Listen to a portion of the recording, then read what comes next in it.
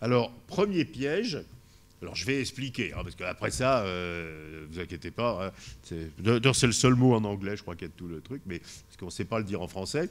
Il y a un débat très intéressant qui est apparu dans le milieu des banques centrales, qui est le débat pour savoir si les banques centrales devaient empêcher les crises financières de se produire, et je vais être beaucoup plus précis dans une seconde, ce qu'on appelle leaning against the wind, hein, ça veut dire, vous voyez, leaning against the wind, hein, résister au vent, ce qui voudrait dire mener des politiques monétaires prudentes et légèrement restrictives tôt pour éviter qu'il y ait trop d'endettement, des bulles sur les prix des actifs, des crises financières, des crises bancaires. Hein, donc une politique prudente.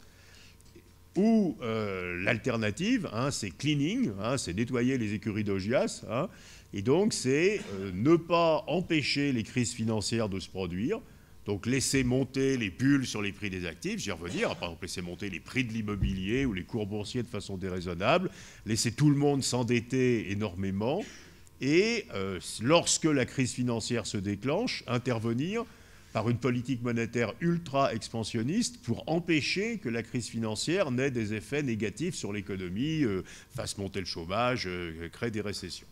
Et c'est un débat qui a été explicitement posé hein, au milieu des années 90 et à la fin des années 90 par la communauté des banques centrales. Et ils ont conclu qu'il ne fallait pas faire leaning, donc il ne fallait pas empêcher les bulles. C'est qu'on appelle une bulle hein, une hausse exagérée et anormale du prix d'un actif financier. On parle de bulles sur les actions, de bulles immobilières, etc. Tout à l'heure, je parlerai de bulles obligataires. Ils ont conclu qu'il ne fallait pas empêcher les crises financières ou les excès d'endettement ou les bulles de se produire, mais qu'il fallait faire cleaning, hein, c'est-à-dire une fois que l'explosion des bulles ou une fois que le désendettement, après qu'on soit trop endetté, menaçait la stabilité de l'économie réelle ou menaçait de faire monter le chômage, là, il fallait intervenir de façon extrêmement violente pour soutenir l'économie.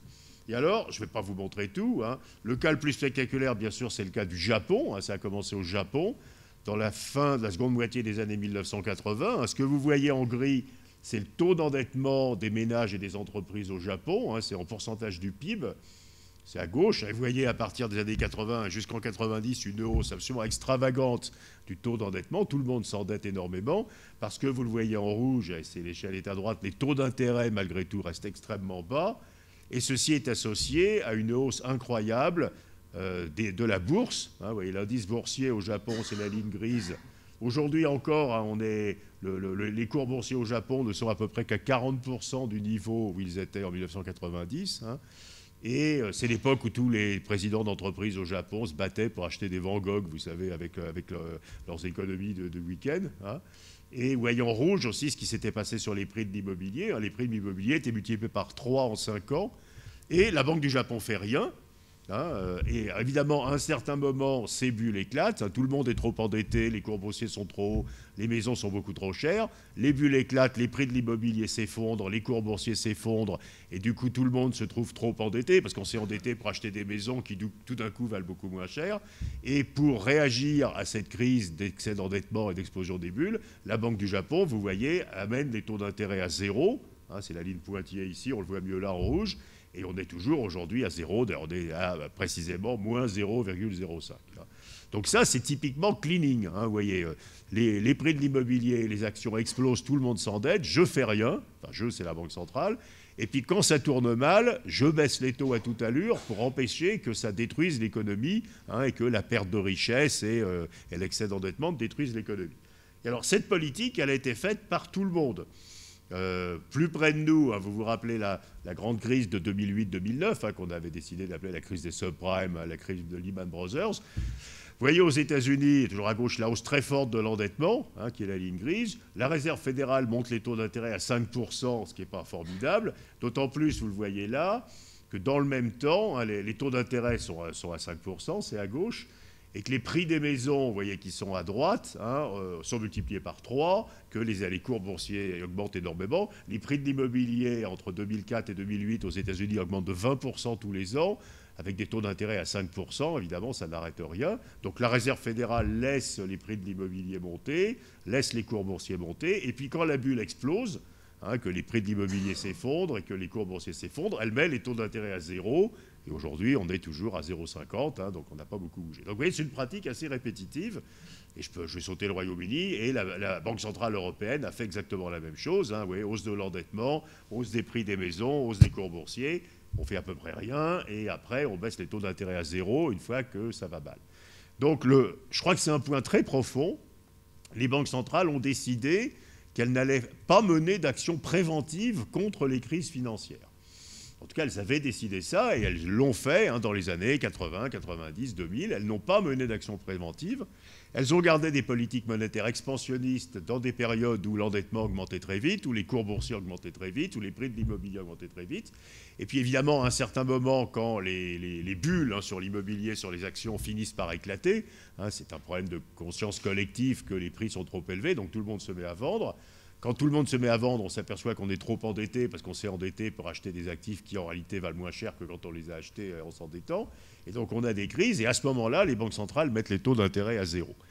Et si vous comprenez ça, qui est encore vrai aujourd'hui, hein, j'en parlerai dans un quart d'heure au sujet de la Banque Centrale Européenne, je crois que vous comprenez exactement le problème majeur que nous avons avec les banques centrales.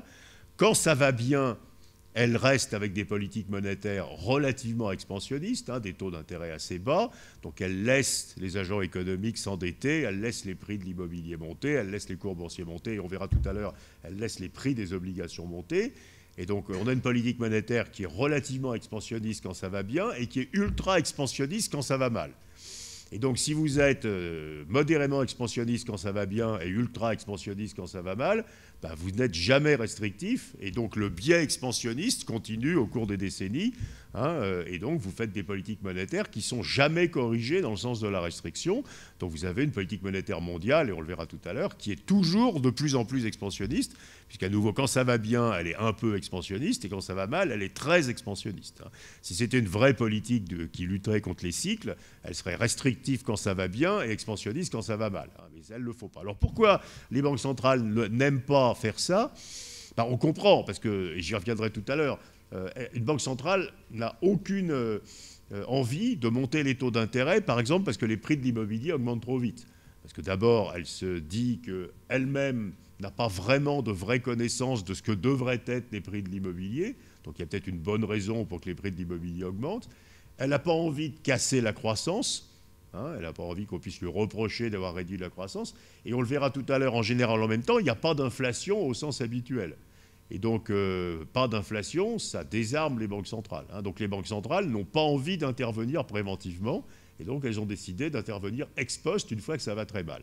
Le problème, et on va le revoir, c'est qu'une fois que ça va très mal, même avec des politiques monétaires ultra expansionnistes, ça continue à aller très mal, quoi. Ça ne suffit pas. Et donc, en réalité, on a, vous voyez que cette politique des banques centrales, d'une part, crée cette expansion monétaire perpétuelle, et d'autre part, crée une économie qui va trop bien quand ça va bien et qui, périodiquement, a des cracks, quoi, je veux dire, hein. Donc, on fabrique cette séquence, vous avez des expansions économiques qui devraient être moins fortes avec moins de dettes, suivies par des cracks financiers qui tuent la croissance, et puis on recommence. Hein, et vous voyez, voilà. Donc, premier reproche. Hein. N'hésitez pas à m'interrompre, hein, je veux dire, je ne sais pas dans quelle mesure vous êtes familier de tout ça, hein, donc surtout n'hésitez pas. Deuxième, alors oui, on peut aussi regarder ce que... Alors oui, je vais quand même profiter de ça avant de passer rapidement à mon deuxième thème, pour vous montrer aussi ce que ça veut dire vraiment le non conventionnel dont je parlais avant. Donc le conventionnel, c'est ce qu'on a vu juste avant, c'est le maniement des taux d'intérêt. Donc vous voyez la ligne rouge, hein, c'est les taux d'intérêt. Donc la Banque Centrale Européenne, alors j'aurais dû commencer en 99 parce qu'avant elle n'existait pas, hein, elle peut monter ou baisser les taux. Donc là ce sont des taux d'intérêt en fait sur des crédits à 15 jours aux banques en général, hein, et vous voyez qu'elle les a fait varier entre 0 aujourd'hui et 5% dans les années 2000. Donc ça c'est la politique monétaire conventionnelle. La politique monétaire non conventionnelle, ça consiste à ce que vous voyez là, c'est à créer de la monnaie. Ce qu'on appelle la base monétaire, hein, c'est la monnaie qui est créée par les banques centrales.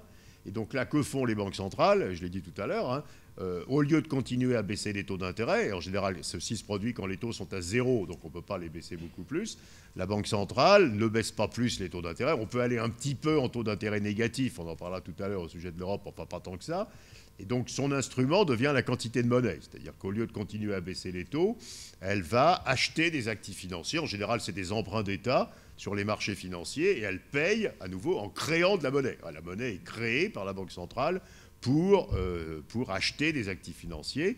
Et donc ce que vous voyez par exemple en rouge, non, prenons les États-Unis, c'est la ligne, vous voyez, qui est gris-bleu, voilà. Et cette ligne, ça représente la taille du bilan de la Réserve fédérale, de la Banque centrale américaine. C'est à gauche, hein, donc vous voyez qu'en 2008, avant la crise de Lehman et avant qu'on utilise ce type de politique, le bilan de la Réserve fédérale, c'était à peu près 800 milliards de dollars. Donc depuis sa création au début du XXe siècle, la Banque centrale avait acheté pour 800 milliards de dollars d'actifs. Et vous voyez qu'aujourd'hui, c'est 4600 milliards de dollars. Donc la Réserve fédérale a créé presque 4000 milliards de dollars de monnaie en 8 ans, alors qu'elle avait créé 800 milliards de monnaie avant en un siècle, quoi, pour vous donner une idée. Et donc on a cette inondation de monnaie. Et en contrepartie, la Banque centrale a créé cette monnaie, elle l'a mise en circulation. Les individus qui vendent des obligations à la Banque centrale reçoivent de la monnaie. Après, on va en parler, ils font ce qu'ils veulent. Et la Banque centrale, elle, a mis ses obligations sur son bilan. Donc c'est un bilan de Banque centrale qui devient énorme. À l'actif, il y a les obligations qu'elle a achetées. Et au passif, il y a la monnaie qu'elle a créée pour payer ses obligations. Et vous voyez que la BCE, c'est des petits joueurs pour l'instant. Ils sont tout en bas. Mais on a bon espoir qu'ils se rattrapent. Et vous voyez ce qui se passe au Japon aussi en ce moment. Alors là, on l'a mis en yen. La Banque centrale du Japon a un bilan qui représente 80% du produit intérieur brut du Japon. Vous voyez, c'est quelque chose qui est absolument gigantesque. La Réserve fédérale, c'est à peu près 30% du produit intérieur brut des États-Unis et la BCE, 20% du produit intérieur brut de la zone euro. Les Japonais sont à 80%. Donc vous voyez que... Donc vous voyez le passage en 2008 à ce qu'on appelle le non conventionnel, donc à ces politiques où l'instrument de la politique monétaire, comme les taux d'intérêt sont à zéro, ne peuvent plus être les taux d'intérêt, l'instrument devient la création de monnaie.